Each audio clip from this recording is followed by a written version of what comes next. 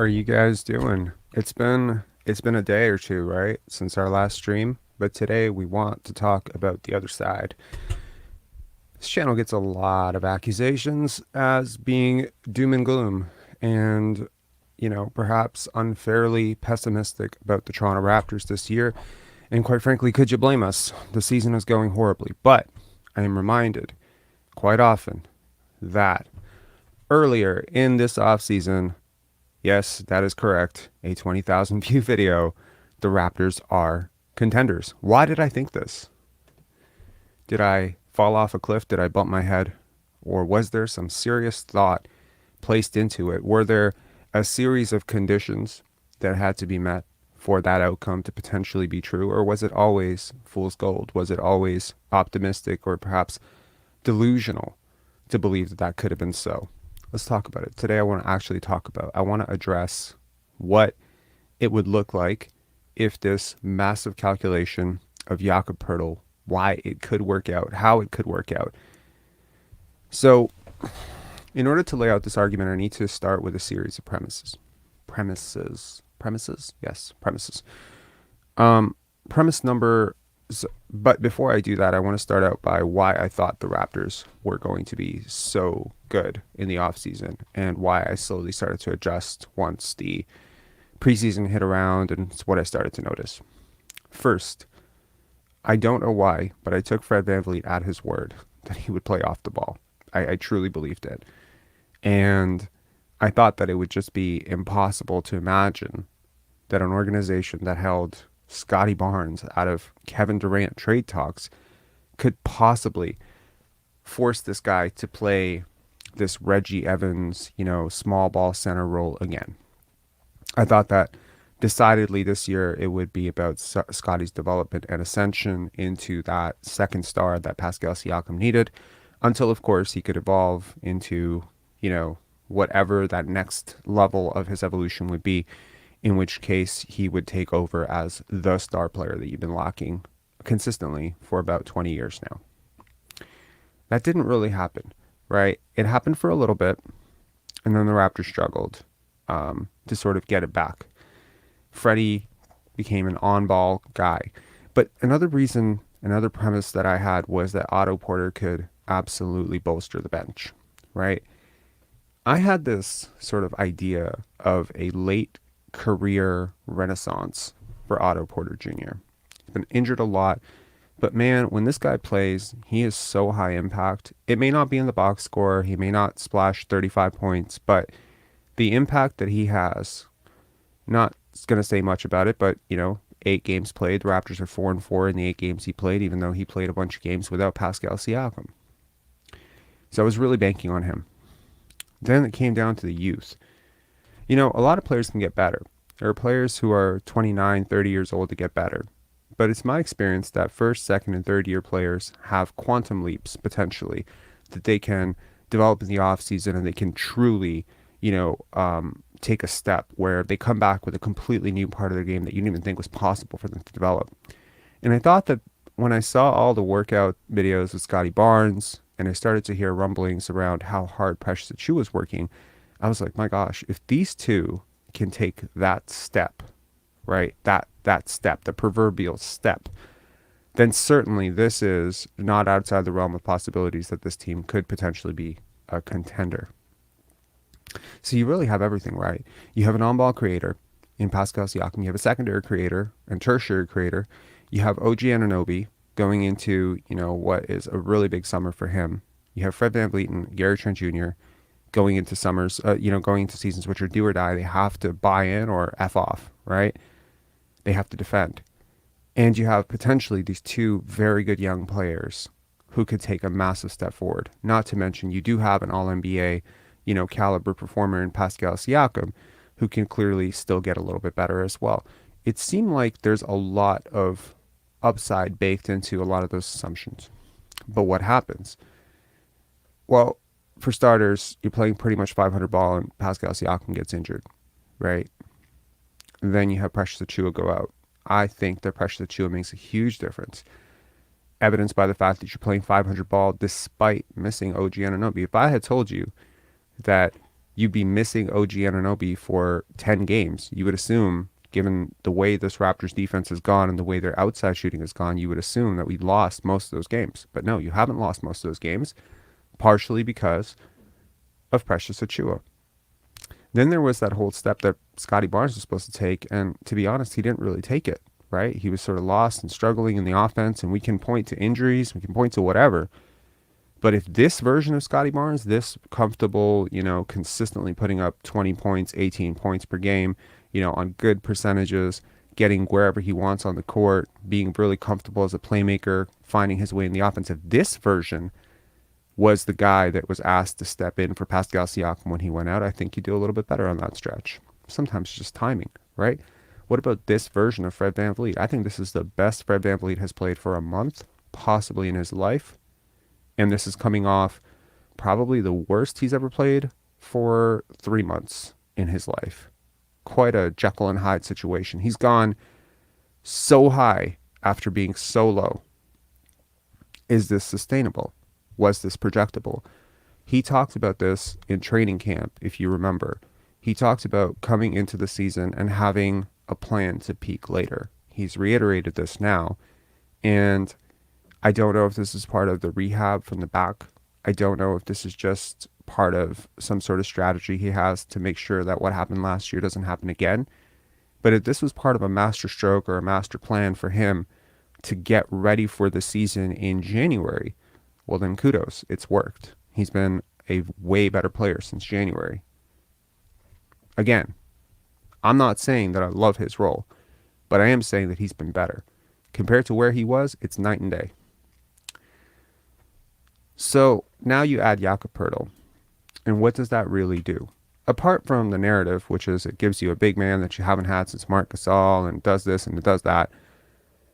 Well, what it does is it adds one player into a pile of players that were struggling with depth. After the loss of Otto Porter, consistently you were having to play 10 to 20 minutes of a guy who wasn't giving you high-level impact. Now, we can argue all day about the value of an Otto Porter, right? We can argue about that. But what we cannot argue is that Juancho Hernangomez, Malachi Flynn,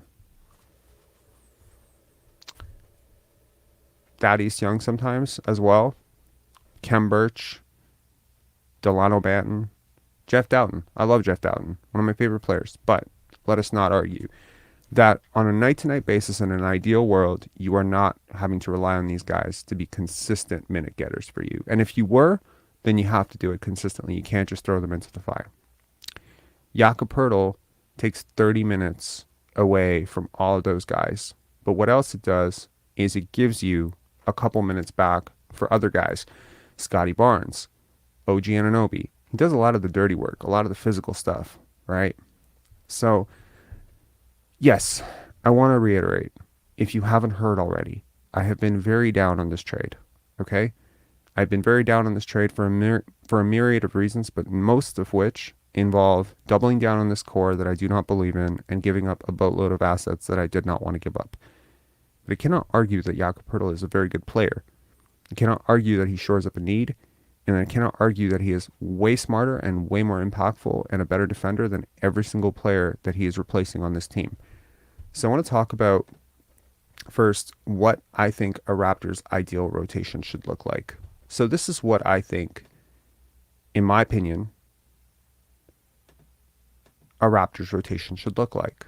Now you can let me know in the comments if you agree or disagree, but this is what I call Nick's ideal rotation. Fred VanVleet, 24 minutes, Barnes 16 minutes at point, Siakam 8. This effectively means that Flynn, Wieskamp, Hernangomez, Banton, Young, Koloko are firmly outside of your rotation. Is this a good idea for development? No. But if you want to win, probably playing your top 8 guys is the way to go. Okay? Now, in this scenario, Fred does not play 40 plus minutes, and hopefully he holds up until the playoffs. You do need his shooting. More so now than ever with Jakob Poeltl, you absolutely need Fred. You need Anunoby, and you need Birch. Sorry, Birch. My God. Rest. Wow. I meant Trent. You need those 3 players, and you need them to be on the court a lot. Okay? So that's the first thing. The second thing here is that I don't see a negative defender apart from Trent on this entire roster. And that's not really something that most teams can really boast. Even the Boston Celtics, I think the Boston Celtics are the only other team in the East where I could definitively say, okay, they don't have a single guy that you can pick on in their top 8. But Malcolm Brogdon's taken a step back defensively, right? Robert Williams more aggressively a drop big if he's playing, right? Al Horford is older, right? He is older. The Milwaukee Bucks, I think they have some depth issues. I do believe that they have shored up some of those at the deadline, but not all.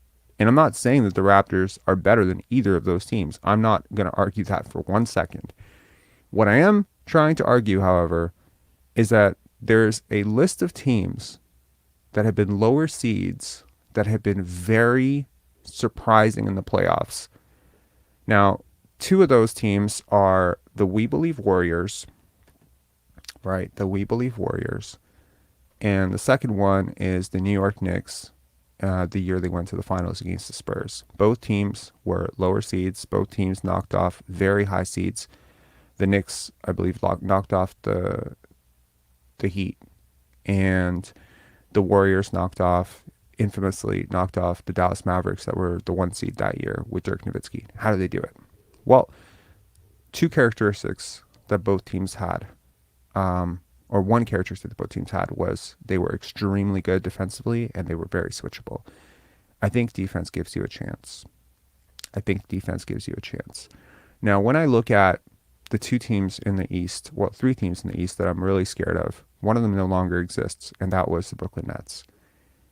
And one of the biggest things that happen when your mind attaches to an idea is it sometimes takes time to adjust to the new reality. The new reality is Kyrie Irving and Kevin Durant no longer play in the East, which means that there is a wild card. There's a wild card. I'm not saying that you can beat the Nets or you're definitely going to beat the Nets. What I am saying, however, is that the Nets can be very competitive but fall apart in the East, in the playoffs. I also believe, despite their at times dominance and despite Donovan Mitchell's great, and I do mean great, playoff performances, that the Cavaliers have a very leaky backcourt and they are 1 injury away potentially, given their depth issues and their lack of production at small forward, which they have not addressed at the trade deadline. I believe they are 1 injury away from completely falling apart. I do. I think their backcourt leaks a lot of oil, and it's a very tentative balance. And I'm not saying that I think I would take the Raptors over the Cavs or the Bucks or the Celtics. What I am saying is that for whatever reason, the Raptors do match up really well with those teams. What about Philadelphia? Again, I don't think I would favor the Raptors in any of these matchups. What I'm saying, however, is you have a chance. Consider the following. If you had to compile, let's just say you had to make a team in the Eastern Conference, and we call it the All-Stopper League, All-Stopper team. If you had to pick 5 defenders to consistently try to stop Jason Tatum in the Eastern Conference, would OG Anunoby and Scotty Barnes be on that list? Would they at least be close to the top of that list? I think they would be. I think they're really good matchups for him specifically, and they match up on him a lot. What about, for instance, Giannis Antetokounmpo? There's no one who's going to stop Giannis Antetokounmpo one-on-one, but a team full of guys like Siakam, Precious, OG, Scotty, it's kind of like you almost like built this team to stop Giannis, didn't you? What about a Joel Embiid? Could Nick Nurse design a scheme around Precious Achiuwa, Jakob Poeltl, Pascal Siakam to give Joel Embiid the hardest series of his life? I digress. Too often when we look at this team, we look at what they don't have. Specifically, we look at three-point shooting, right, which hasn't really gotten better with Jakob Poeltl, but there is a theory that because he frees up guys and he takes, he makes effective passes, that he could help with three-point shooting without ever taking a single three-point shot, that if Pascal and Scotty can take a step up. Last year, Scotty Barnes played his best basketball after the All-Star break. Who's to say what that looks like this year? Maybe he doesn't do it, but maybe he does. Maybe Scotty Barnes ascends to a 22-point per game scorer after the All-Star break. Looks like he's having a hell of a time with Jose Alvarado. So Precious Achiuwa shot 39%. 39% from three on an up volume last year after the All-Star break. Who's to say he can't do that again? Thaddeus Young shot 39% from the corners last year. Who's to say he can't do that again? I'm not saying everything has to go right, but what I am saying is, man, it feels like everything's gone wrong so far, hasn't it? We often talk about shooting variance in the NBA, and it's ironic that I'm having to quote Fred VanVleet right now, but I will. And he said, at the end of the day, the numbers sort of balance themselves out. And I do find that when I look at players historically that have started out really hot or really cold, they do tend to sort of regress to the middle. They just do. Look at Yuta Watanabe. He was shooting like 50-something% from three. Everyone's losing their mind. Where is he now? Go, like, to anyone out there, Google his three-point percentage now and tell me how those takes from October, November, December of people saying, oh my God, we lost the best three-point shooter in the world, how those takes have aged. They have not aged well. He did not become a 55% three-point shooter overnight. This is just what shooting variance is. The Raptors have had some piss poor luck on open threes. Just threes that you wouldn't expect anyone to miss. There's another thing that when I look at the Raptors analytics, when I look at their shot quality, when I look at their shooting percentages, their points, I see a team that should be possibly one of the bottom four teams in the league. Really. Like, their numbers are so horrible across the board in some categories. And then consistently I see them not there. So I have to wonder, what is it? You know, it's not like they've had phenomenal luck. It's not like they're winning super close games late. They've lost a lot of close games late. There you go. It has fallen off a lot, just in fairness. His numbers are going down as his percentage is going down, but I believe if you look at his splits month over month, there's been a consistent decline. No KD, no clean looks, right? I guess I want to say that while I'm not expecting the Raptors to even make it out of the play-in, I'm really not expecting it. And I'm not expecting them to be a really, really, competitive first round series against Philly or Cleveland or Boston or Milwaukee. I do think that a lot of what I saw in this team in the offseason is still there. And I look forward, to seeing if that can happen. Because I tell you, this team hasn't clicked at the same time yet. In January, Scottie started getting it going. Fred started getting it going. OG gets injured. Pascal falls off a cliff, defensively, offensively. Precious comes back, you lose OG. You lose Otto, you get Jakob. Okay. It just seems like there's consistent, different guys go at different times. Is it possible for a team that's this ball dominant, where guys are this ball dominant, for everyone to go at the same time? I don't know. I don't think I have the right answer for that. But I do want to say that I think when you look at the hallmarks of what contenders have in common, three non-negotiables tend to be, good coaching, right? And we can pretty much go down the list. Every championship team that ever won, find me one that won without a guy who's considered a top 10 coach. It just hasn't happened. And I'm not talking reverse engineering it and being like, oh, he became a top 10 coach when he won the championship. No, he was usually regarded as a top 10 coach when they won the championship. The only exceptions that I can think of to that, probably Doc Rivers with the Big Three Celtics. I didn't consider him a top 10 coach. Top 10 defense, top 12 defense, I think, is pretty non-negotiable. And a top 10 offense.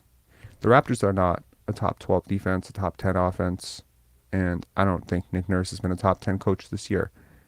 But I think they can be all of those things. So what's really stopping them? When you consider what I called scheming the system, what I think Nick Nurse is scheming the system, I cite that the Raptors play their starters into the ground. They play this, they play them in a way that other teams are not playing their starters. And so, you have to ask yourself, short term, would the Sixers be better if Joel Embiid played more minutes? Probably, yeah. In theory, your better players playing more minutes should help you in the record and should help you be more competitive in games. That just makes sense. So it almost feels like the Raptors are cheating by playing their best players so much under the guise of, well, we don't have depth. Well, a lot of teams, play guys that the Raptors probably wouldn't play because they are trying to benefit the long-term, health of their stars. The Raptors, not so much. But what if there is a method to this madness, right? What if the Raptors are just in better shape by the end of the year? What if all of this aggressive and crazy switching and is just making the Raptors a team that thrives in chaos? What if all of this isolation ball and having to score without a set offense that could get you easy shots is all just a staging for when the Raptors implement some offensive sets to get some easy shots? It's like deadlifting beyond the breaking point. The Raptors have done so many things this year. Nick Nurse and his coaching staff have done so many things this year that have made me scratch my head and wonder, do they know the first thing about basketball? I'm not even trying to lie. Like it's just been so aggressively stupid, some of the things that they do in terms of playing guys into the ground, in terms of, having these really ineffective and somewhat inefficient offensive sets. And you just ask yourself, how is this team winning playing so stupidly, right? How is this team winning playing so against their strengths? Because they're not playing to their strengths right now. And then I ask myself, is it possible to turn it around? Is it possible to turn a switch? Is it possible that it's a part of a long-term strategy where you could look at it and say, okay, like you've played this very ineffective, very inefficient brand of basketball for an entire year and you've managed to stay 500. What if you just make it a little bit easier? Well, now other teams which have been playing to their sets, what if you're holding it back? Look, I'll give you an example. The Denver Nuggets for sure are holding back some defensive schemes that they've developed over the offseason for the playoffs. They're saving those for the playoffs because in the playoffs they want to be able to use those schemes with Jokic. I can't tell you the specific games, partly because I'm a big Denver Nuggets fan and I do study their tape a lot. But there have been flashes of things where I look at the Denver Nuggets and I'm like, man, if they did that more often, they would win more games. Why do they not do it more often? I think there are some teams that do play things close to their chest. Now, I think that Scotty Barnes can take a step up. I think that Fred VanVleet can shoot way better than he has. I think Pascal Siakam is not as bad as he was in January and probably not as good as he was in November, but probably somewhere in between. And that player that we're talking about is better than the player he was 3 years ago, 2 years ago, and a year ago. He has taken a step up. It's not top 5, no. It's not top 10, no. But if you wanted to have a debate about Pascal versus Devin Booker or Pascal versus Jaylen Brown, Pascal versus Klay Thompson, okay, not Klay Thompson, if you wanted to have that debate, I think it's a debate worth having. There are a lot of teams in this league that have a number one option that's about as good as Pascal Siakam. That includes the Knicks. That includes the Hawks to some extent, when you consider offense and defense, and yeah, like you are not going to have the best player when you go up against the Bucks. You're not going to have the best player when you go up against the Cavs, and you're not going to have the best player when you go up against the Celtics. I could argue, probably very realistically, that having the best player doesn't mean you always win. You don't always win. That if that were the case, then Kobe Bryant would have won every single year, or LeBron James would have won every single year. It's just not the case. The Raptors have something in terms of a very unique set of skills. I don't mean to be quoting Liam Neeson from Taken, but they do. They have this insane switchability that is extremely bothersome. And We have never seen Jakob Poeltl and OG Anunoby and Scottie Barnes and Pascal Siakam unleashed and with Precious Achiuwa on the court. We've never seen that lineup. And you could shriek in horror at the potential spacing, but I tell you, that might be the type of lineup. That might be the type of team that can score enough while holding another team to clamps. So I think this has been a 28-minute or 23-minute rant on what could be the potential upside for the Toronto Raptors, given how much the Raptors have gone in on this core and gone in, on future assets. I hope for their sake and for all of our sakes as fans that this is actually what they're banking on, and I hope it's true. Yeah, I think it's important to argue for the other side. I think it's really important, I think this is just a great way to learn, is to hear what other people are saying and to examine your own, thoughts and say, okay, well, let's switch variables on and off, I have been firm that Pascal Siakam, is a playoff choker. Well, okay. Scotty Barnes isn't. So what if we haven't seen, I'm just over focusing on this one thing, that Pascal Siakam is not the star that you need in the playoffs, but what if Scotty Barnes is? What if those samples of 19 points in the fourth quarter and overtime against the Bucks, and he's done it against good teams every time. What if this is just what he's capable of doing when the chips are, on the line? And how might that change your outlook on what this team can be? Because realistically, when you think about teams having a top 10 player and you think about why that matters in the playoffs, it's usually because of those close games. Because those top end players can take that big step. They can get you the big shot. They can get you something easy. And it's not lost on me. It's not lost on me that I was watching the Rising Stars a couple of nights ago. How many times people said, Kawhi Leonard like, baby Kawhi. Every single time it was like Scotty had the ball. Like they were just shouting out, Kawhi Leonard. It's an interesting comp. I think maybe it's just because they're both Raptors. But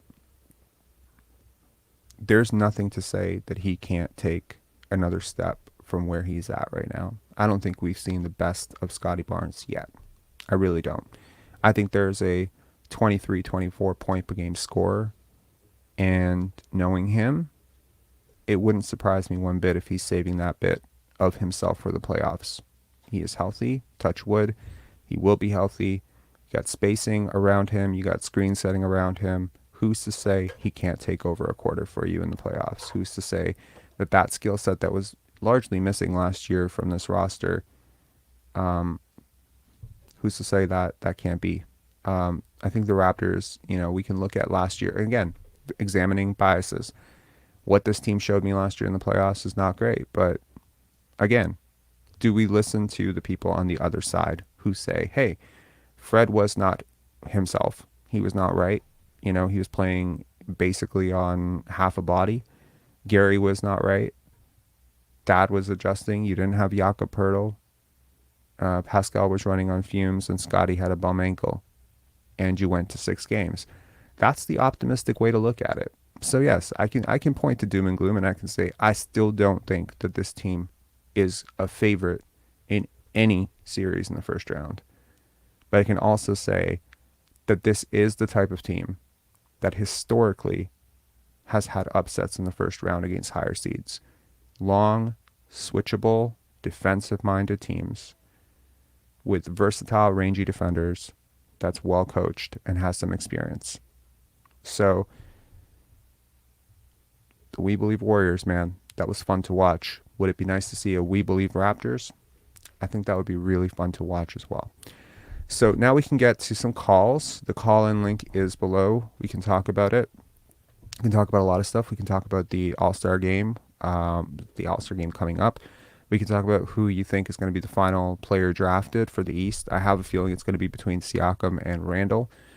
We can definitely talk about McLung last night, bringing the dunk contest back by himself. That was fun. I'm just going to scroll back. I believe there was a super chat earlier, and I just want to say thank you for that if you're still watching. But hang on. Julia, thank you so much for the super chat. Really appreciate it. I do like to be transparent and update you guys on this channel's progress. We are slowly inching towards 5,000 subscribers. I think we are about 25-ish away, so that's pretty exciting. We are slowly inching towards 1 million views, lifetime channel, 1 million views, which is really cool too. Given that like 90% of them have been accumulated over the last 5 months, that's really cool too. And from a revenue standpoint, we are about, I don't know, like 20, $30 away from eclipsing our last month total. And that was already twice as much as we'd ever made before. So these super chats are going a really long way. So really appreciate it. First caller, Nathaniel. What's going on, man? Hello?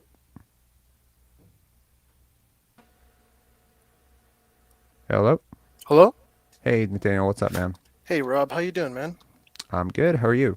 I'm good. I'm doing well. I'm really liking this video. I'm not gonna lie. I'm really enjoying the topic. Okay. Talk to me about what do you think? What do you think it would take for the Raptors to, let's say, hit on their 100% upside? Okay, so I think that the best possible outcome is that we go 17-6 in these next couple games. That would be extreme, yeah. Right. That would be probably the best possible outcome. I think the worst possible outcome would be that maybe we get an injury or two, and then I'm not sure what Yeah. the record would be after that. Maybe we go just under 500. Hmm. I really think that Philly's beatable. The Nets are going to go down. I don't trust the Knicks. The Heat are kind of wishy-washy with Lowry and out of the lineup. I don't trust the Right. Hawks. I don't trust the Wizards.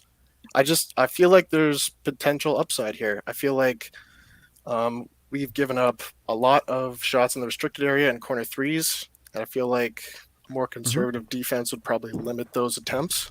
I agree. Being I think this team has played in spite of itself sometimes in so right, many ways, right? they play down. There was a stat earlier in the year that they were giving up historical, and I do mean historical numbers inside 8 feet in terms Yeah. of shooting percentages. And I was very critical at the time, number specifically of Siakam, because you were playing a lot of Siakam and Barnes at 4 and 5 in those smaller lineups, Hmm. and it was Siakam just leaking oil. Well, he gets his buddy back. He's not really in charge of manning the paint anymore as much. Jakob is going to be a drop big. He can actually give you that. Now, obviously, if we look at the Raptors and their net rating and just numbers and analytics with Christian Koloko on the court, the defense seems to be really good. Hmm. And his defense is great. And Jakob is providing all of that, but giving you your most efficient release valve and offensive player. It's crazy to say Jakob Poeltl is your most efficient offensive player, but he Yeah. kind of is, right? Right. For sure. He's He's a not your paint most beast. dynamic. He's not your best, but he is your most efficient by far. Right. And a lot of other teams just get this on a nightly basis, and the Raptors just haven't gotten it from anybody. There isn't a single player on this team that's efficient. And other teams have this. Other teams have Dwight Powell, JaVale McGee, Clint Capella, guys who just shoot like really high percentages, or they have superstars, who shoot like 62, 63% true shooting. Hmm. The Raptors don't. The Raptors have Pascal Siakam, and he doesn't shoot anywhere close to the numbers that like the top end superstars do. Right. But maybe they can almost like moneyball this. Yeah. Yeah. I definitely agree. I'm really looking forward to it. We haven't been healthy really all season. I mean, obviously with Otto, not counting Otto Porter.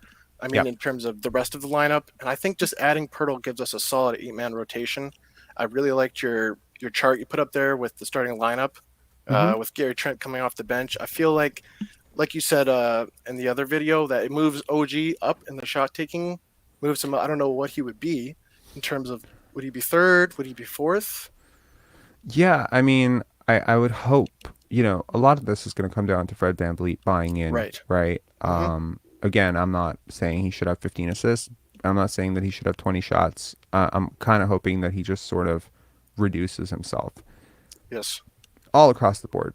be more of a release valve as well. If Fred and Jakob can be the release valves, while OG, like, and I mean like release valve, Jakob in the center of the floor as a release valve, and Fred more spacing the floor release valve. If he can buy into that, and Jakob clearly can buy into that, if those two can buy into that, they can, through their own interplay as players, like they through how they move, how they position themselves and move themselves across the court, they Right. can actually address some of the spacing issues that are created by having three non-shooters. And again, I call, Scottie and Siakam and Jakob non-shooters. Really, only Right. one of these guys is a complete non-shooter, which is Jakob. For The other sure. two guys do take shots. They do make some threes. They do take some threes. It's not great. But I think your defense and your upside on the offensive glass can make up for some of the inefficiency on the three-point shooting. Some of it, not all of it, but Yeah. some of it. Yeah. I mean, in the modern NBA, you definitely need a certain amount of 3-point shooting. But I think in the past and on teams that we have currently in the NBA, like you Yeah. said earlier, that those shooting deficiencies can be alleviated by, like you said, spacing, moving without the ball, a tremendous amount of passing, being that OG is the least effective playmaker on the floor now, which is just crazy to say because he's really taken a little bit of a tiny step in terms of Yeah. his playmaking. Hmm. Like you see him hit those little short roll passes. I thought that was pretty cool. Like when he was the number one option, he looked inefficient but really good. Right. I'm gonna ask the audience here, what's the Raptors upside? Upside. What do you think the options should be? Miss the plan. Uh, First round out. Okay, no. Make it to the playoffs. Make the playoffs. Add an option. First round. Okay, so second round, and then beyond second round. I'm just gonna add beyond second round as an option, and let's see what you guys think. Okay, there we go. Um, have you been watching the AllStar Weekend? I actually have it recorded. I don't really know the. I was gonna watch it later today, but then I saw your video thing pop on. I was like, well, this is more interesting Oh, or I as appreciate interesting. that. Thank you. I'm not gonna lie. I appreciate that. Yeah, we'll definitely check out the dunk contest, and the 3-point contest was really cool too. Okay. Honestly, I walked into the 3-point contest saying, if anyone but Julius Randle wins this, I'm happy. And Julius Randle had the worst showing. I'm not going to spoil it for you who won, but Okay. basically Okay. one of my favorite players in the NBA won, so I'm very happy about that. Literally, like, I mean, I was just looking at the Yeah. 3-point contest, and I was just like, I like all of these players Yeah. except Julius Randle. If What is he doing? anyone, if Randle wins this, I'm done. Yeah.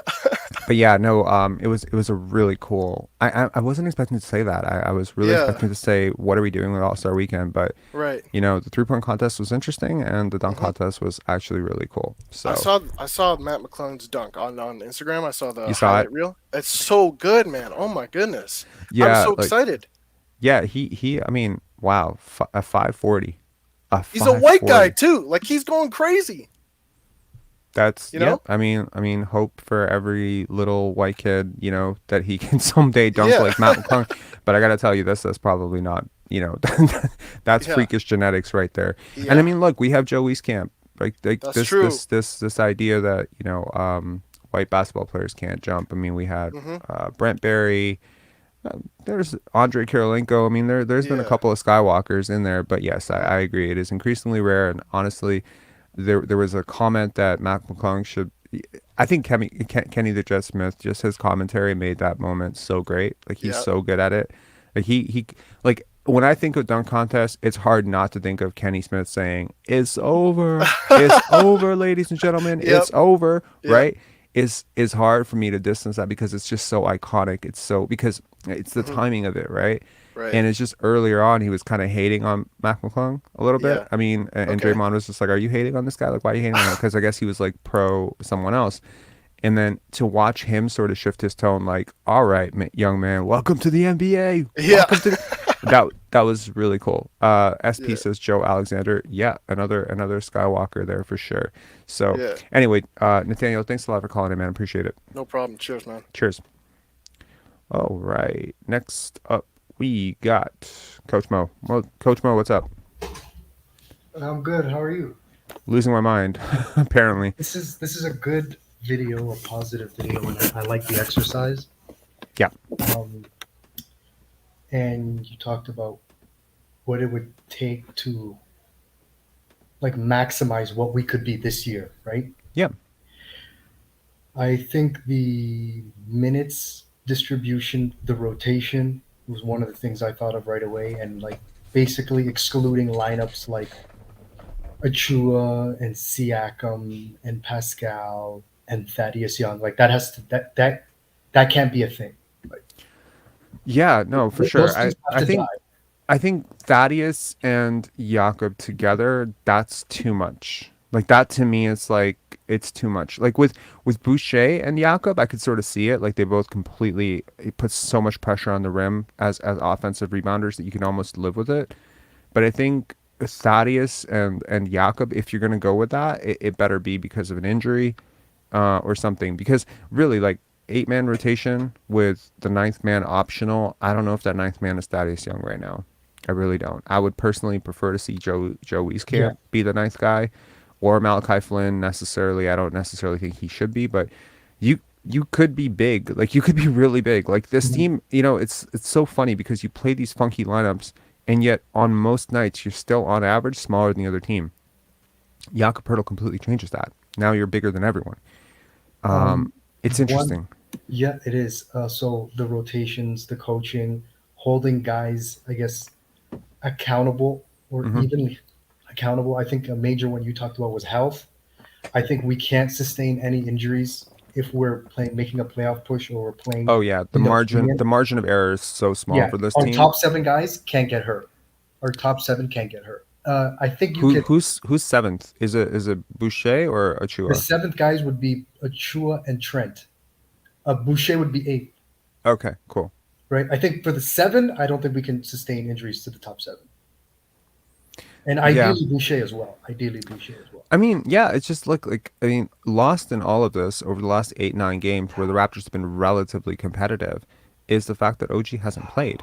And he's definitely one of your Yeah, best players, and right? he fits in that starting lineup so much better than Achua. He So much does. better. He does. And so in a lot of ways I think yeah, man, like totally he does, right? And you do have some sort of established chemistry already. Like when you watch Pascal and Jakob play or you watch Fred and Jakob play, you can tell these guys really understand each other. And I think it helps that Jakob Poeltl is just a really smart player in general. Yes, So but he kind of smooths himself into these situations and he doesn't require touches. I think that's what yeah. I'd like to really like about him.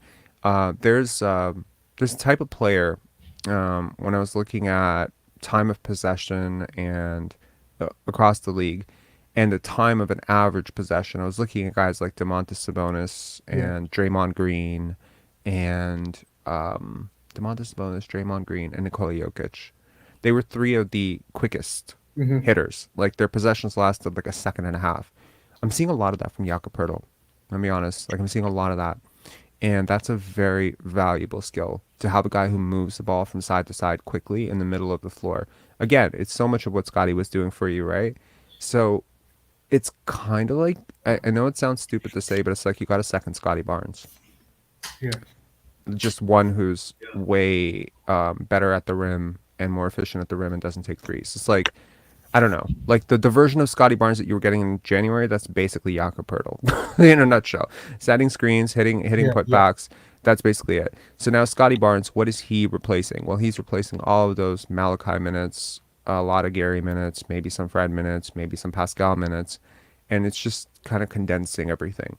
So I think the Raptors, there is some logic to this trade. Obviously, this is a thought exercise. Clearly, I don't believe this is what happened. I No. don't. No. Like, obviously, I don't. I do still believe that there's an upper limit to how far you can go with Yes. a point a leaky point of attack defense with Fred and Gary, and B, but I think the other good thing, and this is worth noting, is that this firmly makes you put Gary against second units more than first units, which I think will at least hide him a little bit on defense, I right? agree, but I think that for this to even have a chance, I think there has to be a mindset change on the team, and I think the mindset shift has to come from Pascal and Fred. I think for this team Mm, to play at its maximum level, we have to have the '04 Pistons mindset. yeah, There's no Kawhi on this team. We don't walk into opposing arenas saying we got that guy. Because you know how Fred and Lowry and other guys on the championship team, the way they spoke of Kawhi was like, even though we were down 0-2, we just believed because we had this guy. Like this guy, right. he put us at ease. There was things he did. There were buckets he made that you just believed we had the best player on the court and we had a chance on any given night, regardless Yeah. who we faced. That person doesn't exist. I think Pascal needs to remove the mindset that he's a max player. I think Fred needs to move the mindset that he's the de facto point guard and he's an all-star. We need to stop playing for stats. We need to stop playing for contracts and accolades and numbers. If we Well, do I think that, they we can have a hopefully get chance. them to buy in the playoffs. Like they can get them to buy in and be like, listen, if you advance to the second round, whatever contract or whatever you want is going to be just so much easier to get because now you're on a team that made it to the second round. But if you get bounced in the first round, you're screwed, right? It's like I think you can make that case. Here's the result of the poll. Sorry for the graininess. I have to screenshot it from a very bad thing, but this is what you guys think. You know, so most people think they can make the playoffs, but only 18% of you think that you can go beyond. But wow, like, so just so we are clear, almost 50% of you think that the Raptors can make it out of the first round. And granted, it's not a huge sample size, 73 people. That's shocking to me. Yeah, that's a major upset that they're banking on. But Right, because I don't know if the Raptors can catch sixth. They would need to go on a they're not catching historic six. run. They're not catching six. I don't believe that. I wouldn't bet any money on that. But Right. So it's going to require playing. yes, and I think you can beat Atlanta. Miami is a tougher task, but I think you can beat Atlanta. Yeah, I mean, too often I think we just get into a mindset of, well, like, I mean, how are teams doing right now? The Raptors, it's interesting, like, to go into the idea of like, okay, well, we beat the Magic, who cares about the Magic, right? But you realize, and I kind of read this stat yesterday, and I was sort of shocked because I didn't remember it. The Magic started out 5-20. Hmm. They've been above 500 since, like comfortably above 500 since, right? Yep. So I mean, they've been a half decent team since. Like I think they've knocked off some really good teams, and largely a lot of it is because they got Markelle Fultz back, and he's been so good for them. But I mean, they're a 500 or above team right now, even though they're sitting 13th. They are playing better than the Pacers. They're playing better than the Bulls, right? But Um, the Raptors right now are sitting at 28-31. The Wizards are, I'm just going to flash the Eastern Conference standings for us here so we can all sort of see like what we're up against. And just, I mean, yeah, the Raptors don't have the easiest schedule coming up, but I think if they can get out of this, I mean, it's quite a litmus test for them as well. I think all of this rides on. I think if we were to point this all on one guy to turn the Hmm. season around, I think it's on Fred. I think I he's think the so. important piece to make this all work, and he has to be off the ball. He has to, because Pascal and Fred and Achua and Boucher spreading the floor is not a solution. It's just not going to work. Yeah, And no, that's a really good point. and for this team to work, I think it has to be. It can't be Pascal and Fred. It has to be Pascal and Scotty, and then everyone eats off that. And I also think we need to play a lot smarter basketball. We need to play bully ball. If we're gonna play these 6'9" guys, if a small guy is on Pascal, we need to take advantage of that matchup and post that up and then work off that. Or if a small guy's on Scotty, which is 80% of the game, we need to abuse that matchup. If a small guy is on OG, we need to abuse that matchup. If a small guy is on Jakob, we need to throw him the ball. Like we can't like run a play and then just ignore mismatches because teams scramble against us so much and we just go through the motions, right? Like we just have to smart read and react basketball. Yeah, this comment right here, Fred's very skilled but needs Lowry unselfishness. Yeah, for sure. I mean, he needs to buy in. If he can get, you're right. If he can buy in, this team can be different. If you look at the records right now, obviously dominant right at the top, right? Celtics, Bucks have every right to be there. The Sixers not far away, right? The Bucks have won 10 straight. Like 12. It's very difficult for me to imagine beating a healthy Bucks team. I just got to be honest with you guys. Yeah. Bucks, Celtics, that is going to be the hell of a task. We don't shoot well enough to beat them. We don't even shoot well enough to beat them. But do you think that the Raptors have the type of switchy defenders that could bother at least the key guys on those teams, specifically Jaylen Brown, Jason Tatum on one hand, and then on the other hand, Giannis and Chris Middleton? I do think we do.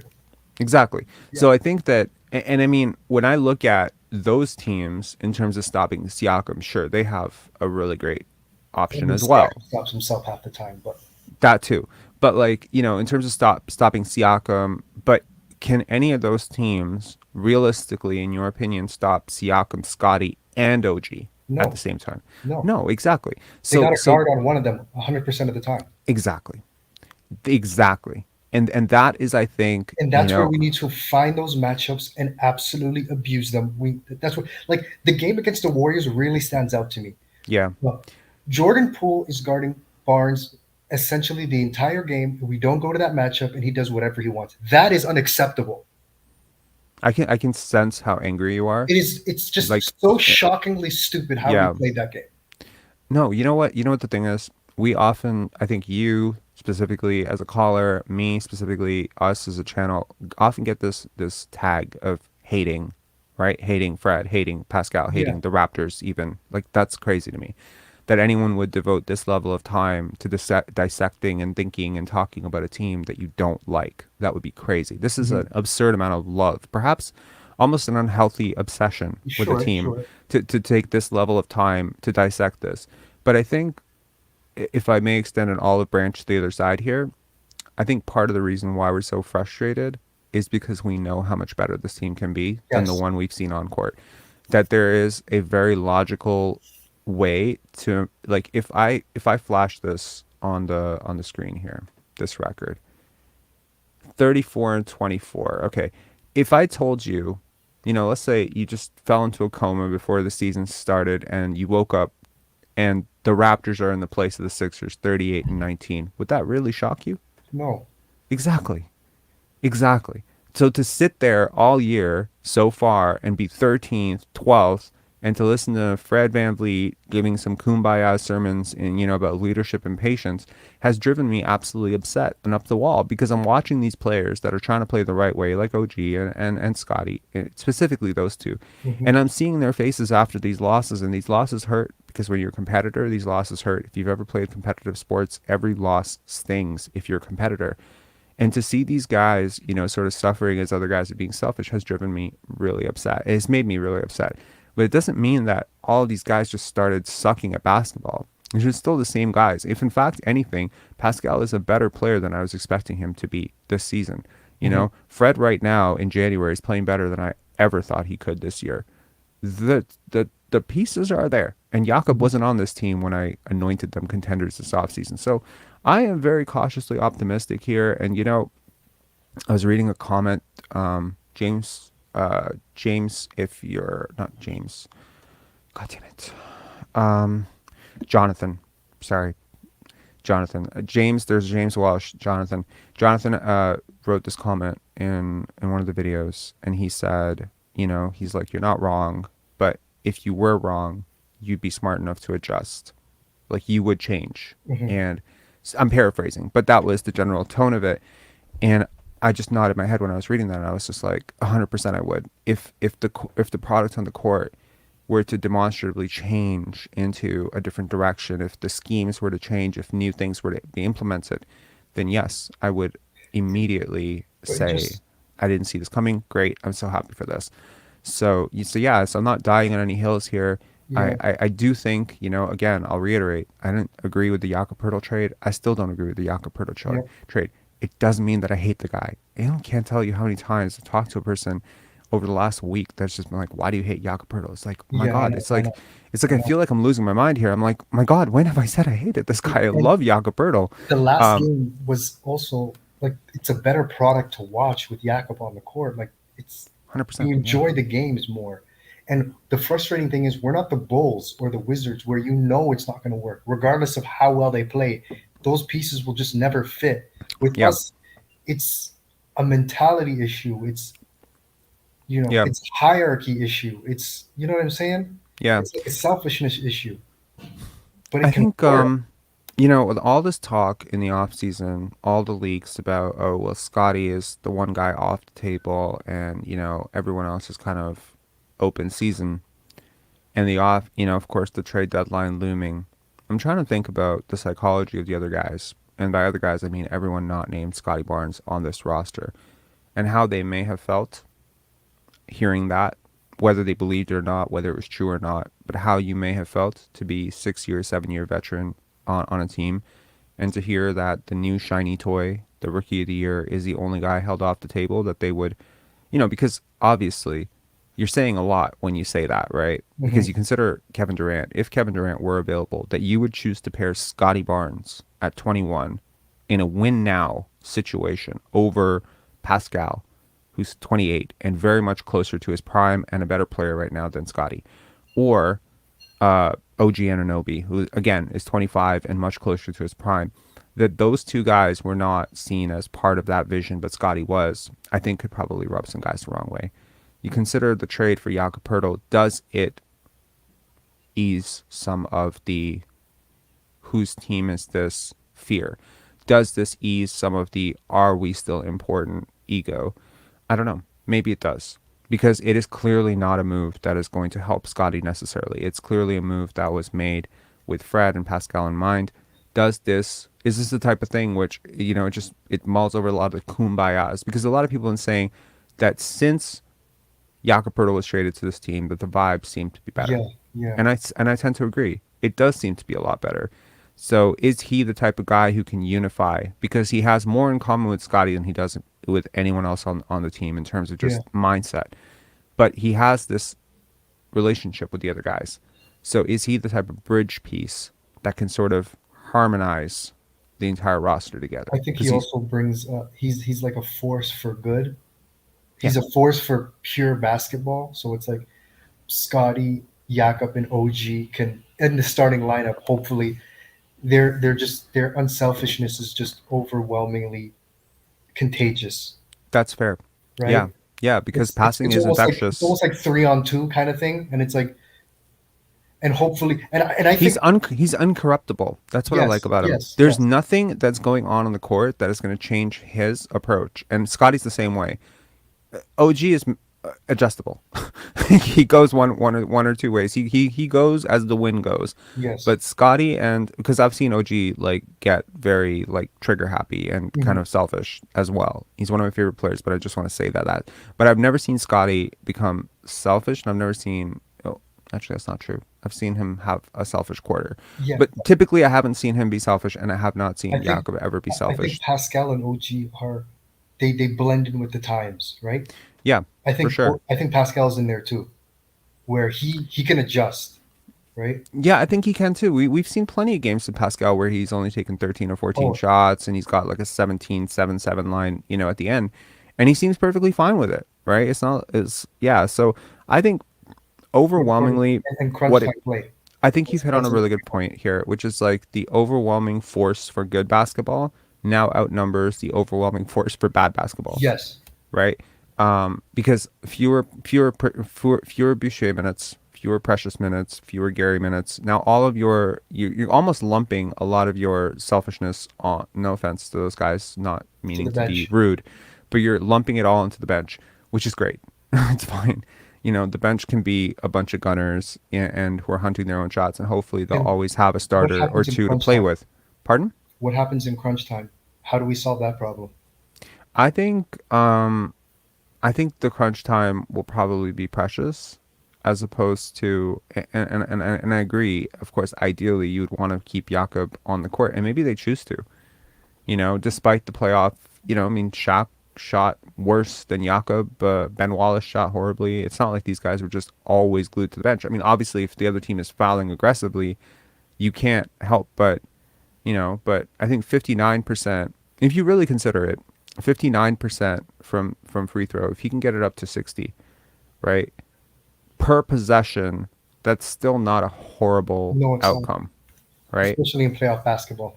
Yeah, it's like a 60% on a 2-point shot, right? I mean, that's not. What about pecking order in crunch time? Um, I think the I pecking think order. I've seen a lot of evidence that this team is willing to go to Scotty late when he has it going, when he shows that he has it going. And you know what? I wonder if I could talk to Scotty for 1 minute. I think like what I would say to him, what I would ask him is, are you sure that this team wouldn't let you be the man right now? If you really wanted it and you just grabbed it and took it, do you think anyone would really stop you? Because it doesn't seem like they would. Like, yeah, they look him off a lot Mhm. and they don't pass him when he's open, but when he gets it going, the ball finds him a lot. Yeah, And in January, he was top 20 in the NBA in touches, I agree. but not anywhere near top 30 in shot attempts. So part of it is going to be also on him. I think for him, Jakob coming in increases his offensive load as well. I really do think for the rest of the season, he could average 24 points per game if he wants it. But I don't. here's where I think this team needs to fundamentally change. There are times where Scotty has a guard on him and in the post, and then Barnes has and Fred has a big on him, and he's like, "Let me take the big off the dribble." No, it should go to we should go big versus small. I think that's where the offense will actually suffer, because it's actually going to become increasingly rare to see Scotty in the post, having a small or Or whoever on him, because Jakob's going to be there. yeah, or Pascal taking small guys off the dribble in the perimeter instead of taking them down low. Right. I Yeah, think we just need to play more mismatch bully ball with I the think same it. nine guys. I think in this lineup right here, I see a lot of Barnes minutes, not with Jakob, right? Like, even if he's going to be point guard, small forward, whatever, there's nothing that's stopping him. Like, I would like to see him play a lot of those. Like how in the second quarter we've been seeing a lot of Barnes running point. I Mhm. would like to see those point minutes interact with Gary, Boucher, Achua. So Barnes can be the first guy to go to the bench for Gary. Like, I wouldn't mind seeing Barnes get the hook at 4 minutes in the first quarter. Just get him out of the game Yeah. really quick. Let him get his feet wet. Ceremonial starter. Get him off, and then bring him back in like 2 minutes left in the first, and just give him that entire 2 minutes, and give him like the first 6 minutes of the second quarter to just run the team, be the point guard, be the focus, have Achua, have Fred, have Gary, have OG, whoever, Who have should Boucher, but who should don't be have connected? Jakob Poeltl. Pardon? Which two guys should be connected? Do you think Fred and Jakob's minutes? Jakob's minutes should all be connected to Fred's because I it think helps uh, Fred so much create separation. he definitely could. I think he can help everyone. He can help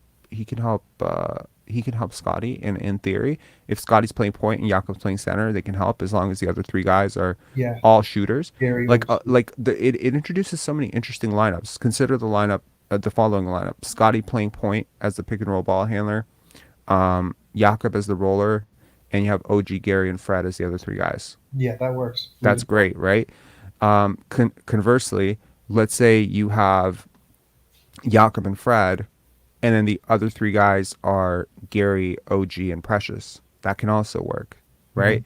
So you have these interesting lineups where if Nick Nurse is willing to dig into his bag a little bit and just be a little bit more logical about this, that there's no real reason that you can't up the attempts for other guys from three, right? Just because Jakob's not taking them doesn't mean that your team as a whole with him on the court can't get more threes out of him being on the court. I think that that's possible, right?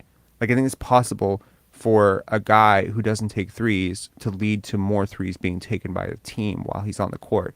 Just because, again, his passing in the middle of the floor and like where he sees the defense from the height he sees it, I think it can just be such a huge catalyst for corner threes. Um, quick reversals. Like it'll be some of the cleanest shots this team has had all year. So Scotty's got to be willing to take them, and Pascal's got to be willing to take them, and Precious and Boucher have to be willing to take them. Those are the four weak shooters, Yes. right? And If those guys can get to 32 to 33%, you're set. You're good, right? I think Scotty, Pascal, and Precious have no problems at this point taking those shots. Precious does this thing where he's really hesitant and he ends up wanting to drive and he gets stuck. Mm-hmm. And with Precious, I feel like he needs his role more defined. Right. You know what I mean? Like sometimes he's picking the ball, he gets the rebound, and instead of passing it to like one of the better ball handlers, he just runs it up the court. And I don't know. He's like a road runner half the time. He's just out of control. I don't know. But James Walsh says Scotty needs to improve his ball handling to be a true point guard. Right now, he turns the ball over too much when he becomes a primary ball handler. I don't think that the I agree. statistics back that up. Yeah, I disagree. Yeah, like he Fred's not a takes true a lot more risks than your traditional point guard, which is Fred. Like he throws a lot of full court passes, and I am always shocked to see how few turnovers he has. So I'm not arguing that he doesn't have a long way to go as a ball handler, but he's already come a long way. He can get better. Obviously, he's not the most dynamic off the bounce right now, but he is effective. He is effective. He can get past like most bigs. He can get past bigs and a lot of wings. Is ball handling? Is he? Is he Kyrie Irving? He gets the job done. He does. It's just about being effective. Like Scotty has these like sort of long strides where he can just sort of like gap and he understands I think those it's more of a positions really comfort well. situation. He's a little bit more upright and a little bit more on balance than say someone like OG. And he seems to see gaps that Pascal doesn't. So I think he's good. I obviously I don't disagree that he can't get better, but I don't think turnovers are such a huge issue for him. I think they have been an issue in like a couple of games, which probably stick out to your memory, but overall the stats are pretty impressive given his high usage. And in terms of assist percentage, his turnover percentage has not gone up in accordance with his assist percentage. So I think he's still really good at taking care of the ball. Anyway, Coach Mo, thanks a lot for calling in, man. Really appreciate it. Good Yeah, chat. It's it's a nice great to, positively discuss this team a little bit. Mac and the McLung leadership. Last Mac thing, McLung got me positive, man. Mac yeah, the McClung, last thing is leadership. We need more positive leadership, and I think Jakob coming in. I think the three-headed monster of Jakob, Fred, and Yeah. Pascal. They got to do more to encourage the young guys, and be more Yeah. patient. Not roll your eyes at mistakes or be confused when possessions aren't going. You know what I'm saying? Like Yeah. the visible disappointment or things that you see sometimes, especially with Fred. I think that has to die Yeah. because they all make mistakes. They all take ill-advised shots. You want to see one of the silliest comments in the history of the channel? There you go. Oh my God. Over Scotty. Yeah. Come on. Yeah. Come on. I think Josh Giddey's good, man, but like, come on. Let's get real here, okay? Like, I can hear the argument on Evan Mobley, no problem. I can, Yes. even though I don't necessarily agree with it. I can hear it. I can even hear the argument for Franz Franz, Wagner, yes. sort of, but Yes. I don't agree with it. But I could hear it. I personally, I think Scotty goes top 2 in a redraft, and actually, I won't be able to do it tomorrow because I am on a film shoot. But one of my next video ideas is to redraft the last 20 drafts. Just go Oh, step wow. by step, and I think it'll be a really fun exercise to see who should have gone where and just how insanely good the Raptors have been at drafting during Masai Ujiri's tenure. Because it's like most of the time, they always have a guy in the top 10. It's interesting when they do have their picks. Except for Yeah. Fred. Raps fan, what's Scotty Barnes' coach's company called? Handle Life. I actually ordered. I tried to order one of those heavy balls, but yeah, it's gonna take a while probably. They're out. So Oh, are they out? Yeah. They're cool, man. Like, yeah. I watch every single day as Brian is like doing work with these kids, and it's just like it's so cool, to Yeah. see the work that he's doing and how It's much better inspiring. It is inspiring, man. It It's is. inspiring to anyone out there. And honestly, one day I want to be a youth coach just like you, and just like Brian. I want to be able to Yeah. do that. I have a feeling it'll coincide with me having kids myself at some point. You know, like I think it would be cool to have kids myself, and then to be kind of helping them, and then also helping other kids as well. That Yeah. would be Yeah. really cool. Anyway, Coach Mo, thanks a lot for All calling right, in. man. Really appreciate Take it. it easy. Have a good weekend. You too. Take care. Final caller is Jesse. Jesse, what's up? Yo, Rob, how you doing, man? I'm good. How are you? Doing great. So Coach Mo really touched on everything that I really wanted to talk to you about, and you guys had a great conversation about it. Thank you. So that is all covered, and I really appreciated that. I want to talk about then Scotty Barnes during the Rising Stars game, Sure. and how that would kind of correlate towards the Raptors throughout the rest of the season. Whenever Scotty's playing with his peers, whether it's on lower levels at younger ages or even now at the Rising Stars game, it really seems like he knows exactly what he needs to do to make his team win. And that, just watching him find and pick out who was going to be the scorer on that team and distribute the ball that way. So like even in the first game, he immediately identified, probably even in practice earlier, Jose Alvarado's got this. Oh yeah, and plus they're tight. Like so he made, whether he had it or not, he was gonna have it because Scotty was gonna do a lot of the ball handling and Jose was gonna do a lot of the scoring. Yeah. Yeah, and like just watching that go down, and Powell, look, man, as a coach, putting Scotty at the 5, all right, fine, we get it. Who else is going to be able to stop and clamp down on an opposing center out of all those Rising Stars? You look at the roster, you're like, all right, Scottie Barnes, I'm going to put him on Evan Mobley. And watching how frustrated Evan got during that game was, it brought a tear of joy to my face, because just watching him, like, I don't know where Scotty is right now on the floor. He's always looking around. Is he gonna? Do I defend? Living rent free in his head after beating him for Rookie of the Year, eh? He's just still living rent free in his head, and it's just so fun to watch. That turnaround slam that he had on Evan. Can I ask you a question? Yeah.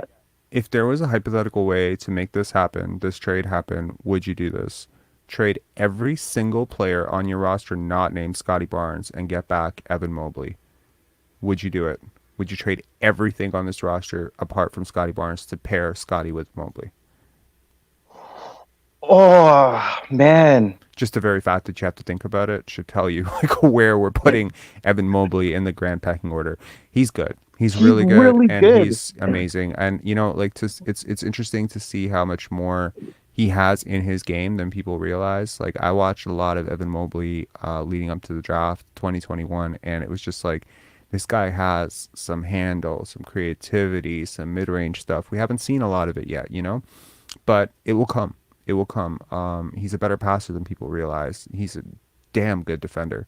So yeah, I think the Cavs are in a really good place with him going forward. Him, Mobley, Garland. It's Mitchell. It's an embarrassment of riches. Yeah. Evan Mobley was on that Montverde team, right? No, he was not. No, he was the only one that wasn't. I guess so. Well, he wasn't the only one that wasn't, but that Montverde team was stacked. It was Cade, Scotty, it was Caleb Houston, it was Moses Moody, and believe it or not, the year prior to Scotty getting there, do you know who was on that team? No. Precious. Really? Yes. Precious Achiuwa played with Cade Cunningham the year before Scottie Barnes got there. Yeah. It's pretty cool. Yeah, we learn something new every day. Anyway, Jesse, thanks a lot for calling in, man. I really appreciate it. No problem, man. Have a good rest of your day. You too. Cheers. And yes, De'Aaron Sharp was on that team as the de facto center. Loved Montverde. Such a good team. Such an interesting team to watch. Such a fun style of basketball to watch Cade and Scotty just zipping up and down the court. Really do think it was probably the best high school basketball team of all time. Chino Hills gets a lot of, recognition for that. The Ball brothers, all three brothers on the same team, also really fun to watch.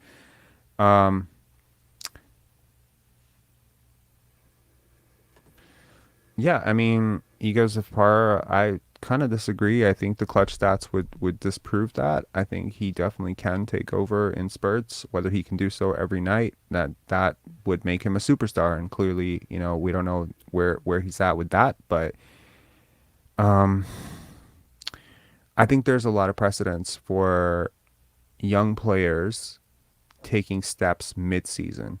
It doesn't happen too often with guys who are 28, 29, 30, but I've seen it happen before where a player starts the season as one player and something clicks and they just turn into a completely different player. So Scotty Barnes started the season out as a 14 point per game scorer. He slowly in January turned into about a 19 point per game scorer, 18 point per game scorer on better splits who takes over in the fourth routinely.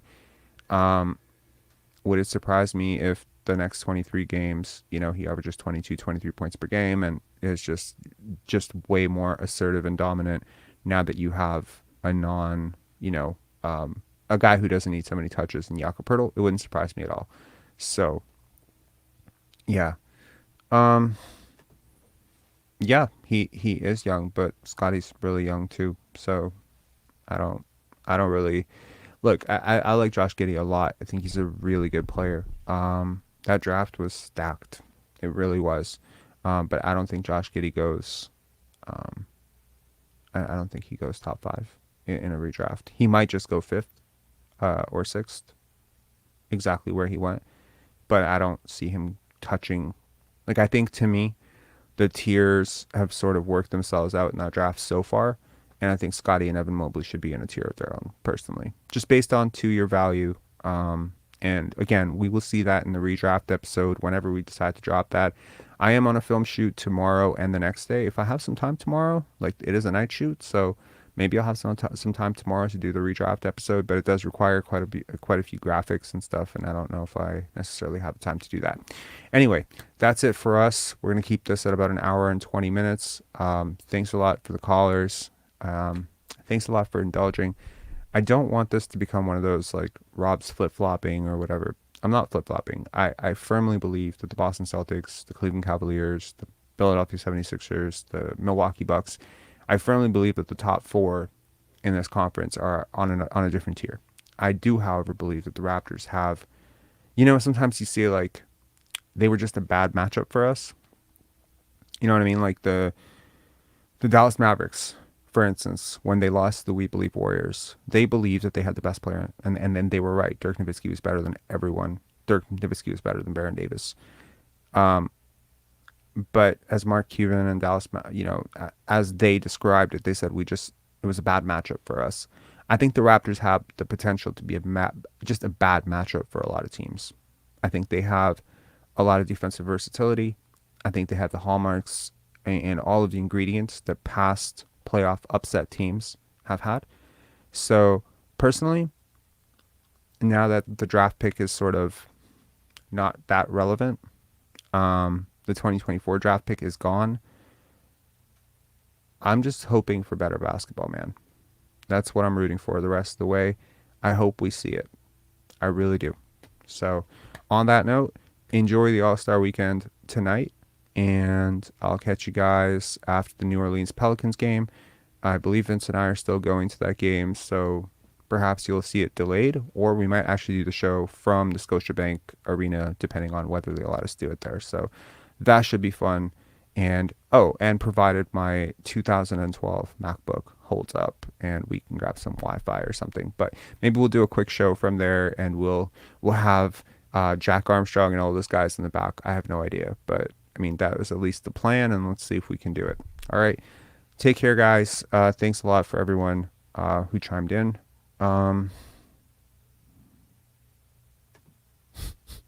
Jason, Pascal's going to have you guys stressed in April, probably.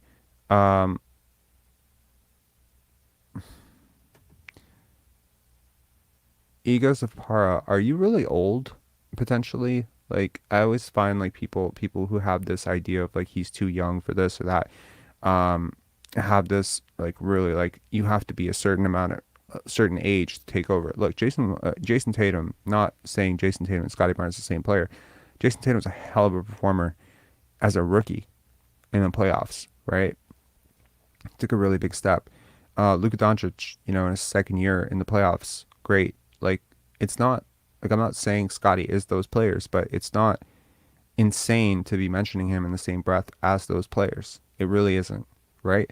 So you don't know what a player can do. I think Scotty has the physical tools to be a hell of a matchup nightmare for most teams. There aren't a lot of teams that have two guys who can stop Scotty and Pascal, much less. And given the way the season's going out, they're probably going to prioritize Pascal, which means Scotty will have the lesser defender to beast on. I think he can do a lot. So that's kind of where I'm at with this. There you go. I mean, Anthony Edwards is the same age as Scottie Barnes. I don't think there's anything stopping a 21-year-old from being a takeover playoff performer. I think the limited sample size that you saw from him in the playoffs already last year, where he was on the verge of a triple-double against the Sixers in his first ever playoff game. He's a way better player today than he was back then, man. So give it some time. I think, touch wood, if he's healthy, I think he can be a dominant playoff performer for you. I just think that this team has a lot of young guys who could take a massive step up that most of us probably would be surprised by or maybe are not expecting. And I think most of the other teams at the top, they have more like established guys. I mean, granted, the Cleveland Cavaliers are hella young too. Evan Mobley and Darius Garland can take this proverbial step as well, turning that team into like lights out unstoppable. I mean, they already are almost unstoppable, but the Raptors have played them really competitively. Again, you say it's all about matchups. In the playoffs, it's all about matchups. It's like, what do you like to do and how can we stop it? Donovan Mitchell, honestly, I think he will struggle against OG Anunoby and the length that the Raptors can put at him. I think if we had non-defenders that he could pick on, like Gary Trent, we had to match him up with Gary Trent. We didn't have OG, and we had to play Gary like 40 minutes a night. Yeah, we'd probably lose that series going away. But I feel like I'll take my chances with, forcing Donovan Mitchell and Darius Garland to go up against Scottie Barnes and OG Anunoby. Hiding Fred VanVleet on Isaac Okoro and taking my chances with Jakob Poeltl doing battle with Jared Allen. They're very comparable players. And then Siakam versus Mobley, I think you win that matchup. So, it's like you cross it across the board, and it's like there's only one ball,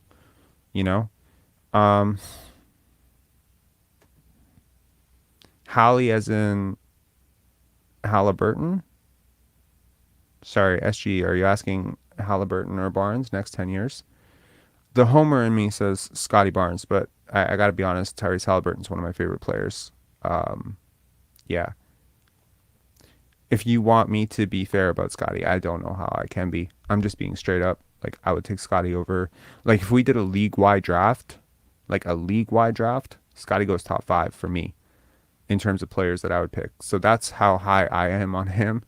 You're not going to find another person on this planet other than his parents and probably his trainer who is that high on him. But I am. I see what I see. Maybe I'm wrong. We'll find out. But yeah, I wouldn't take Tyrese over him. Although I acknowledge right now Tyrese Halliburton's a better player. Shea is a better player. There are a lot of guys that are just way better.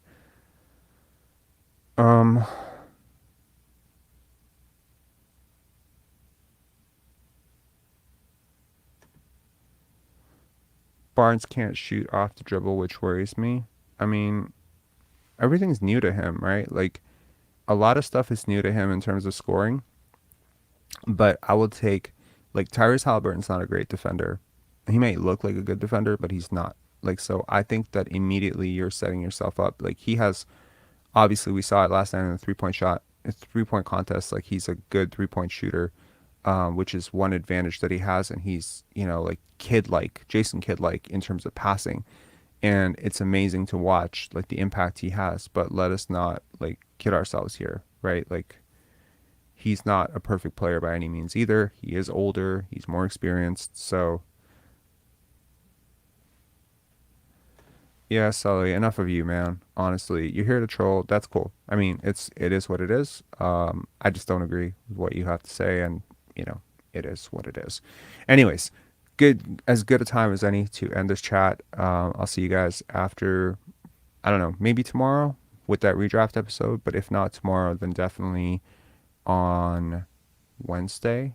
Wait, So wait, the overnight shoot is Monday night, Tuesday night, Wednesday.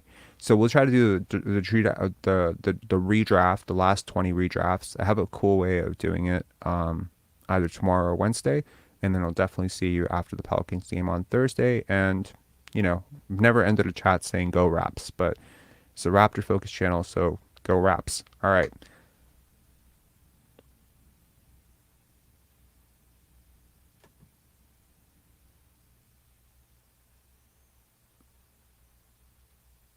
You'll know where certain comments are directed to who. Oy.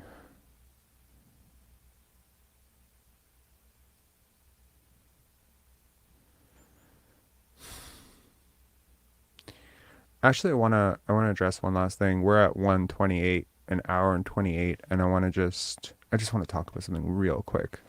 Okay.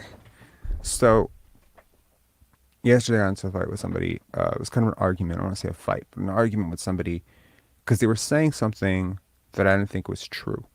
And I've brought up the term gaslighting quite a few times, and every single time you bring up the term gaslighting because of the perhaps misuse or overuse of it in liberal culture, let's call it liberal culture, people, like someone said, like, why don't you know what I mean? Like, people accuse you of being a snowflake for saying it.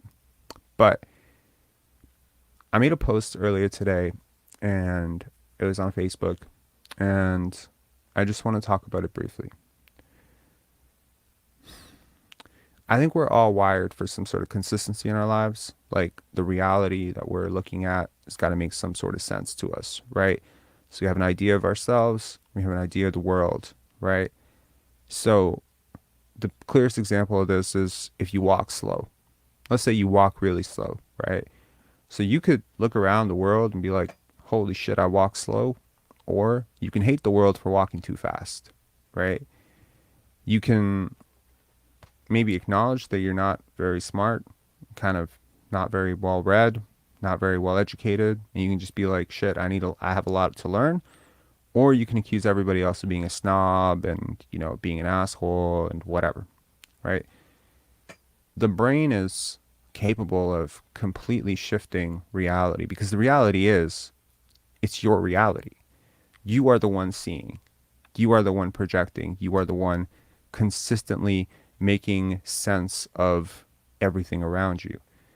And I think it's important, number one, to realize that our opinions are just opinions. They are not, sometimes they're factual, but for the most part, our opinions are just ours. And we are human, and humans make mistakes, and humans are not perfect. And so I sometimes resent the concept of approaching any conversation with this airtight, I know everything and you know nothing attitude. An attitude that, and then the second part of this is, of course, that people see in you what they don't want to see in themselves. Too often that seems to be true, right? They project their nonsense. Now, an example of this would be if you were young, if you're really young and you told somebody you wanted to be a professional athlete, right? And let's say you told someone who maybe they didn't live out their dream, or they kind of feel like they didn't live up to their potential, right? So let me clarify this. If you tell the wrong person your dream, you're gonna hear a lot of bullshit that's just not true. You're gonna hear your dream's unrealistic. You need to be more realistic. You need to have a backup plan. You need to do this. You need to do that. You're gonna hear a lot of stuff that just isn't true. It's just a lot of other people projecting their own bullshit and their own failure onto you. And it just depends on whether or not they've accepted it or not. There's a lot of people out there who didn't become what they wanted to become. They didn't do what they wanted to do with their lives, but they've accepted it. And now they can help other people who are in the same boat achieve their life. Like if a 7-year-old comes up to you and says that they want to be an astronaut, let them. Encourage it. Give them a book. Put them on the right path. Help them out. Don't immediately say, okay, well, it's just, that's stupid. You need something more realistic. You need a backup plan because you're killing dreams, right? That's gaslighting. In a lot of ways, that is gaslighting. Gaslighting is effectively warping someone else's reality through bludgeoning them with your own version of reality. You have a version of reality that I am a hater. I hate this person. I hate that person. or I'm overly negative. And I can hear it 5,000 times and it can force me to examine my perspective, but I can just say, I don't think that that's true. It's cherry picked. You see what you want to see. We want to synthesize an experience of a human being into something coherent and bite-sized that makes sense to us, right? So you have somebody out there saying, you are this, question it. That's all I'm saying. Question it. You have someone out there saying you can't do this, question it. I'm not trying to turn this into a Tony Robbins chat, but I do believe too often when I look back on my own life, there's so many things that I thought was possible for me or things that I wanted to do, and all it took was one person that I really trusted and believed in my life telling me that it was impossible, and I just kind of gave up on it. And it's taken a lot of time for me to get to a point where I'm like, I'm not willing to do that anymore. I'm gonna question all of it. I'm going to question the good and the bad. If someone tells me that, someone, I don't remember her name now, but she sent me a Facebook message and she's like, Rob, man, it was such a nice message. She gave me like this entire playbook on how it could be better with the call-ins, right? She's like, hey, like, this is what I think it's not really my place to say, but this is what I think you can do better. And I just thought it was so nice of her to do that, like to take the time to lay out like 8-9 paragraphs or however many she did to just give me an understanding of what I might be doing right, what I might be doing wrong, what I'm seeing, what I'm not seeing. And I examined all of it. I take the good and the bad. Even that negative video that came out a couple of days ago, I watched it. I thought about it. I'm like, did I say the things that he's saying? I said all that stuff. So, but at the end of the day, I'm not going to take it as gospel. So why am I even launching into this? Why am I 5 minutes into this rant? Am I just, talking for the sake of talking? What am I procrastinating on? I don't know. What I'm trying to say is that if there's someone out there who's in a situation where you just unquestionably take what everyone says to you and just, run with it and be like, oh, this person thinks that I'm stupid. I guess I must be stupid. Question it. That's all I'm saying. Question it. So egos up. It's so funny. Because it's funny because you're agreeing with everything, but a lot of this is kind of weirdly directed at you. So yeah.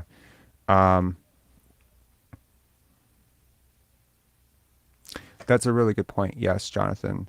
Gotta let youth know they can do anything but not everything. Yes, I agree. Like, you do have to find some sort of focus.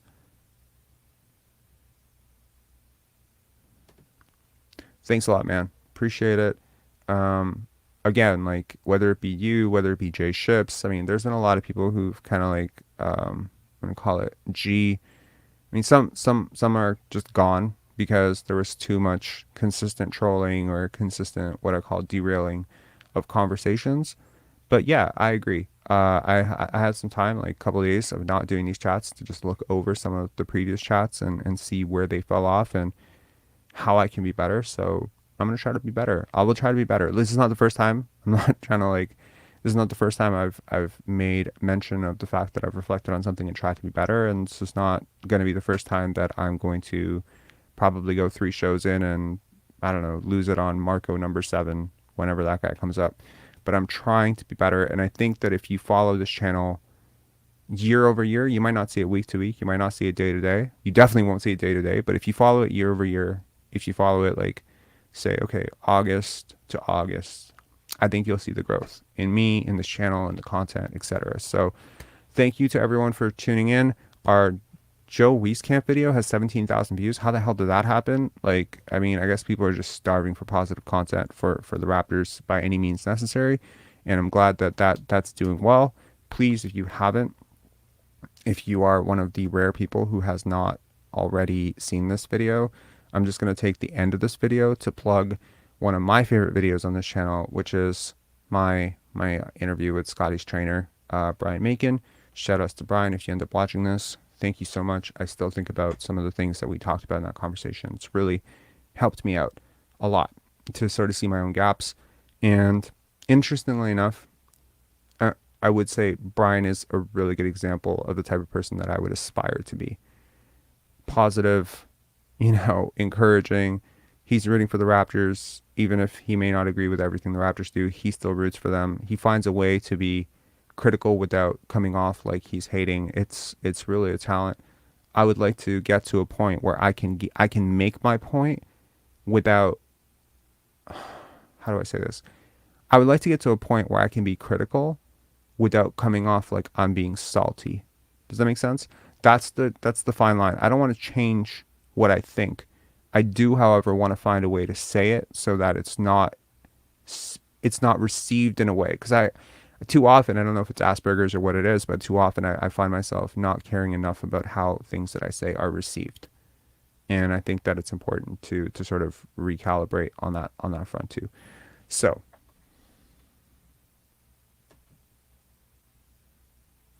I agree, Matto. That's true. And you know what? That's fair too. But yeah, that video is in that same vein. It's 57 57 or 56 minutes or whatever it was. And also, like, to be honest, I botched the launch of that video by naming it, like, it was the video name. I didn't name it correctly.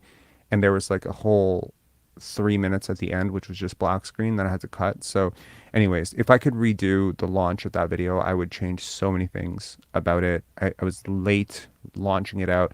There was definitely a way to make that video blow up huge, and I guess I didn't. So anyways, you learn, you move on. All right, have a good day, guys, and enjoy the All-Star game. I'm sure it'll be fun. I really do think that this new format, though, like this new format where they pick like live before the game, I think it is potentially very embarrassing for whoever doesn't get picked, like whoever gets picked last. But I think they're just adding a layer of drama to it, because it was one thing, like last year when James Harden was being picked last because of the Kevin Durant controversy, etc., or because he couldn't play. I think that the drama was clear, but you couldn't actually see who was being impacted by the drama. But like now, I mean, you're going to see Pascal or Bam Adebayo or Tyrese Halliburton or whoever is the last guy being picked. Like, you're just going to see that person. And I just wonder, like, if that adds an extra layer of, it's kind of like, not to completely extend this video any longer, but like, it's kind of like when they used to present the MVP trophy during the playoffs, right? Like, so you got to present it to Karl Malone while Michael Jordan's watching, and now that adds like a completely new layer of, now Michael Jordan's got to go prove that Karl Malone isn't really the MVP, something like that. So this is like, it's interesting because now you're having like the final pick. Does that person now have a chip on their shoulder for the rest of the game? It's interesting. So anyway, all right, have a good one, guys. Vegan grass, that is a really good idea. I've thought about it quite a few times, and I think maybe that ship has sailed, because I feel like maybe those videos would tank. But you're right, I should probably try that for sure. Alrighty, take care, guys. See ya.